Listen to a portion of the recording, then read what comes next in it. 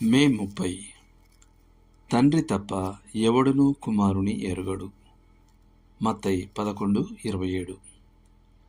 ప్రభువైన యేసుక్రీస్తు యొక్క వ్యక్తిత్వంతో ఒక లోతైన మర్మం ముడిపడి ఉంది. ఆ మర్మంలో ఒక భాగం ఒకే వ్యక్తిలో సంపూర్ణ దైవత్వం మరియు సంపూర్ణ మానవత్వం కలిసి ఉండుట.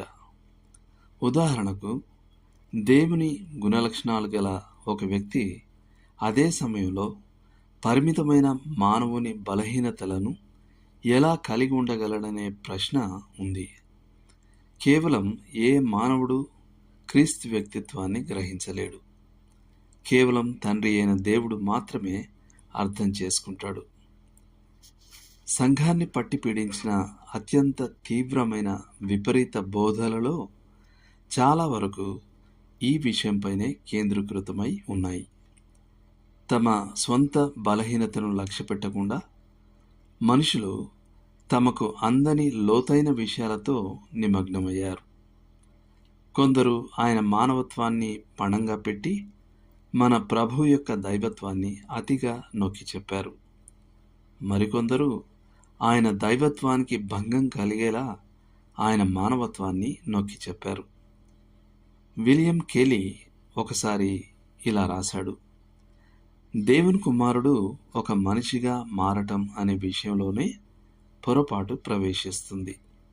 ఎందుకంటే ప్రభు అయిన యేసు యొక్క సంక్లిష్టమైన వ్యక్తిత్వమే వ్యక్తులను ప్రాణాంతకంగా పతనమయ్యేలా చేస్తుంది. ఆయన దైవిక మహిమను నిరాకరించడానికి సాహసించేవారు నిస్సందేహంగా ఉన్నారు.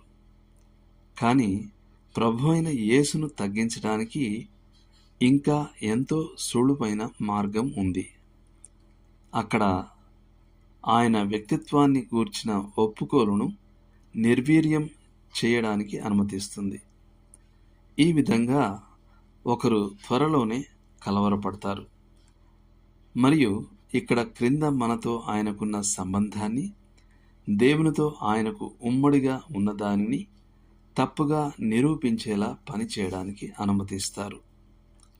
ఈ విషయంలో ఆత్మను సరిగ్గా ఉంచే ఒక సాధారణమైన రక్షణ కవచం మాత్రమే ఉంది. అదేమిటంటే, మనం పరిశోధించడానికి సాహసించం మరియు దానిని చర్చించడానికి ఎన్నడూ ధైర్యం చేయం. పరిశుద్ధ స్థలంపై మానవ మూర్ఖత్వంతో చొరబడటానికి భయపడి మరియు ఇలాంటి స్థలంలో మనం కేవలం ఆరాధకులుగా మాత్రమే ఉండాలని భావిస్తూ ఉంటాం.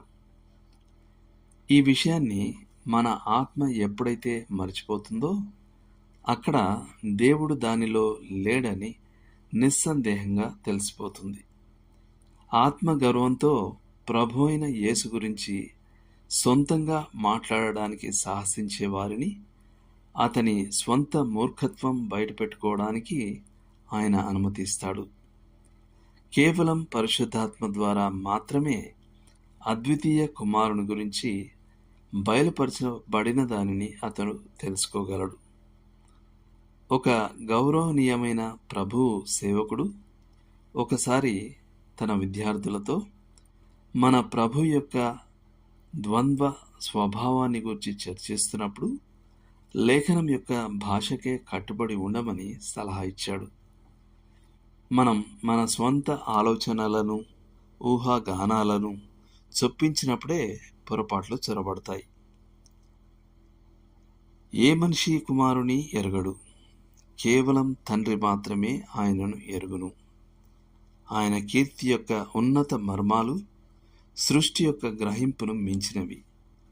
మహిమాన్వితమైన హక్కు ఉన్న తండ్రి మాత్రమే కుమారుని గ్రహించగలడు. జోసయ కాండర్. దేవుడు మిమ్మల్ని దీవించును గాక.